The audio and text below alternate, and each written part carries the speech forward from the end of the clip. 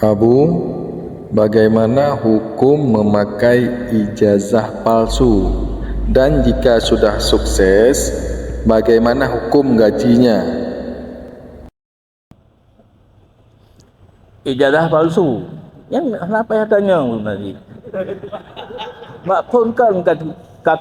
kakan ubebut palsu.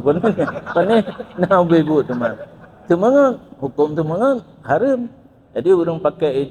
ijazah palsu untuk mendapat jabatan yang melalui pengun. Cuma gaji, yang gaji na dua pendapat, pendapat kan ada dasar draw ditulis, gaji yang ada. Tapi na orang pegah bak tambang ke pegawai manteng deca. Tapi yang namanya gaji ongkos kerja, kalau dia bekerja berhak mendapat gaji. Tapi anak rawati di situ memang.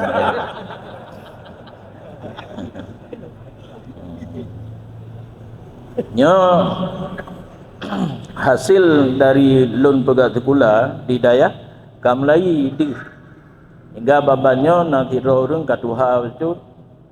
ina bohlom keimum lehimum si galak masyarakat menentang dengan undang-undang pemerintah anak ijazah karena genyan gejak cok berkat rata daya nah le belum dapat gejak walid nu cukup tajam nyoraknan kedih umudi itu robat lon ilon kan hanalong uruh dayah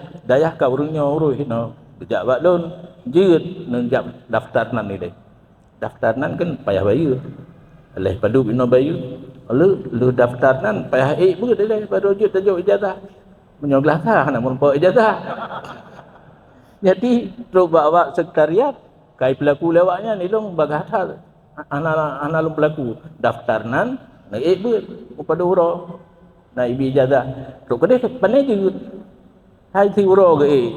napat mungkin tajuk ijazah nyan kade manfaat long pegat tikula nyan dua uro tu imumsi harus S1 tengku menyoglam lai acok tu jauh mudi pije gede nya nangro government serba beranggapu matang ino harus punya ijazah dayah hang lagu le projek terakhir ti Ruslan Bupati nyan mantang lagu menyampi berkaru rupanya karu ngaurung bangai ubike long ngau bangai karu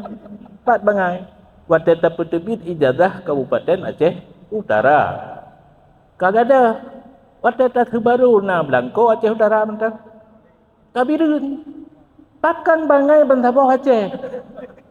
rupanya je dasar dengki tu Ruslan baik ke Bupati dicungkir dengan arat robak lon balon tupu permasalahan yang lanjut lebih awak Kapolda Bandar Aceh aja awak Kapolda Intel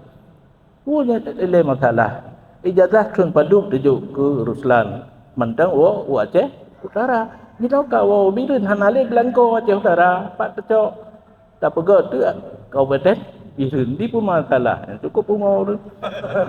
kata itu jadi ijazahnya kau penting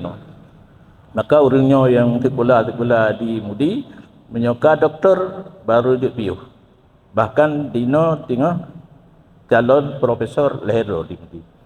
tak bohton lu ngumpul dengan hiraya hang dupu bengeh lu ke profesor mungkin tu nya 10 tahun ke preh pun akan cek profesor dari daya karab cek dengan karom no lehero demikian